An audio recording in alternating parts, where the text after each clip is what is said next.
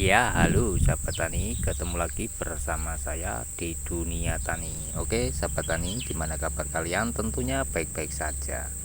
Oke, di kesempatan video kali ini masih sama, yaitu tanaman yang ada di perkarangan belakang rumah teman-teman ya. Boleh dilihat daun bawangnya ya, sudah 1 hari tidak saya petik. Nah, untuk aktivitas saya hari ini saya akan petik daun bawangnya teman-teman ya. Nah, oke, di video kemarin kan sudah saya bagikan tentang pupuk POC dan aktivitas saya petik cabai. Sekarang giliran petik daun bawangnya.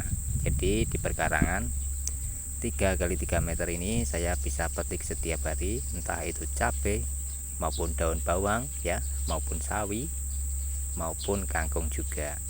Oke, tapi kebanyakan saya memetiknya daun bawang ya teman-teman ya, karena tanamannya daun banyak sekali. Nah, di sore kemarin itu tidak sempat saya rekam, saya menanam jahe teman-teman. Nah, setelah saya tanam kunyit, sekarang tanam jahenya. Oke ya, langsung saya lakukan pemetikan daun bawangnya teman-teman ya.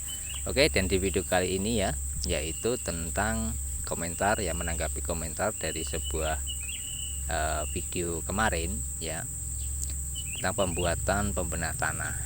Nah, pembuatan pembenah tanah ini ada yang berkomentar yaitu apa menggunakan katalis.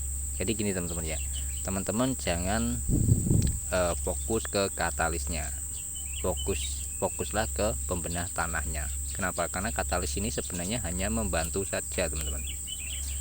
Membantu dalam segi apa Pak? Itu kan pertanyaannya. Jadi gini, saya jelaskan untuk katalis ya teman-teman. Katalis ini membantu proses percepatan dekomposisi ya, dan yang kedua penambahan nutrisi. Itu yang paling urgent untuk katalis. Nah, teman-teman jangan fokus kalau tidak mempunyai katalis tidak bisa bikin pembenah tanah.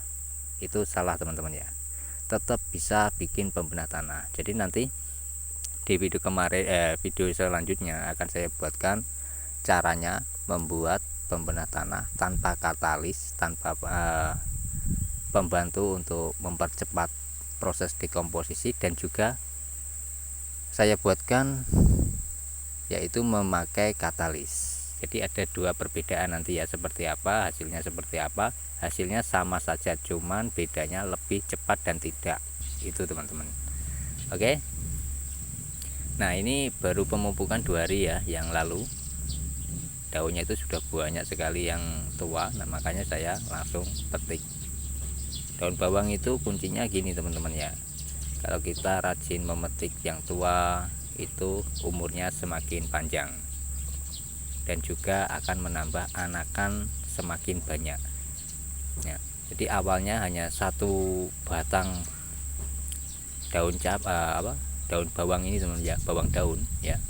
Bawang daun ini hanya satu batang, itu pun sisa dari dapur. Saya tanam satu saja, tidak langsung banyak teman-teman. Lama kelamaan hari ke hari menambah jadi banyak, saya pisah lagi, saya tanam lagi gitu. Jadi sekarang menjadi banyak sekali, bahkan sudah yang diminta-minta oleh teman-teman itu banyak teman-teman, maupun tetangga itu banyak ya, untuk ditanam sendiri itu juga banyak sekali tuh. Jadi dari sini saya bisa belajar teman-teman ya, kalau berkebun bertani itu simple ya, sederhana, tidak perlu kita harus semua memecahkan masalah itu dari obat kimia ya, ada solusinya. Kan kebanyakan untuk petani sekarang ya teman-teman, itu lahannya tidak lebar, sedikit saja, tapi sudah kalau ada masalah pada lahan itu langsung menggunakan yang dicari, mindsetnya adalah obatnya apa itu ya. Contohnya tanaman padi ya, banyak ya, saya sering melihat video-video yang ada di sosial media ya, petani-petani Indonesia itu sering ya, ini obatnya apa, padahal hanya asam-asaman saja, tapi bingung mencari nama obatnya. Nah, ini mindset yang harus perlu diperbarui, diperbaiki teman-teman. Kenapa saya bilang perlu diperbaiki? Yang pertama, jangan selalu langsung menuju ke obat ya, tapi ketahuilah penyakit itu disebabkan apa, gitu ya. Contoh asam-asaman untuk padi. Nah, asam-asaman untuk padi itu sebenarnya sepele teman-teman ya, sangat sepele sekali. Kalau teman-teman mengolah lahan ya, itu biasanya ya mengolah sawah, membajak sawah, itu biasanya kan rumput yang masih hijau itu kan ikut kebajak. Nah, itulah penyebabnya asam-asaman muncul, bukan penyakit sebenarnya ya. Itu cara pembajakan saja. Nah, baru belum ada 1 minggu, biasanya 3 hari ya kalau petani-petani sekarang, 3 hari langsung ditanam. Nah, itu akan menimbulkan namanya asam-asaman. Nah, cara untuk mengatasinya gimana Pak, itu kan. Dan untuk cara mengatasi, kalau sudah tahu itu masalahnya adalah dari rumput yang hijau yang masih hidup, kita olah dengan tanahnya, itu otomatis kan belum mengalami dekomposisi. Nah, kenapa saya selalu menggunakan pembedah tanah sebelum kita tanam? Yang pertama ya, kalau kita membajak contohnya sawah ya, contohnya sawah teman-teman ya. Ini hanya contoh saja karena saya menanamnya hanya di perkarangan 3x3 meter dan 10x5 meter. Tapi ini adalah gambaran supaya teman-teman bisa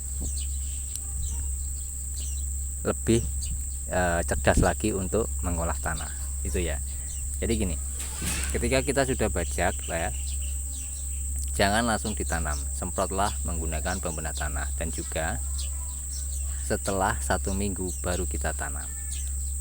Itu pun dalam 1 minggu jangan direndam air ya teman-teman. Tujuannya apa? Supaya gas metan pada yang ditimbulkan pada rumput yang ikut kegiling itu sudah mengeluarkan gas beracunnya atau gas metannya itu. Jadi jangan sampai tergenang air dulu, baru mau tanam kita masukkan air ya, masukkan airnya baru kita tanam ya. Mudah-mudahan ya itu akan menjauhkan dari namanya asam-asaman. Itu yang pertama.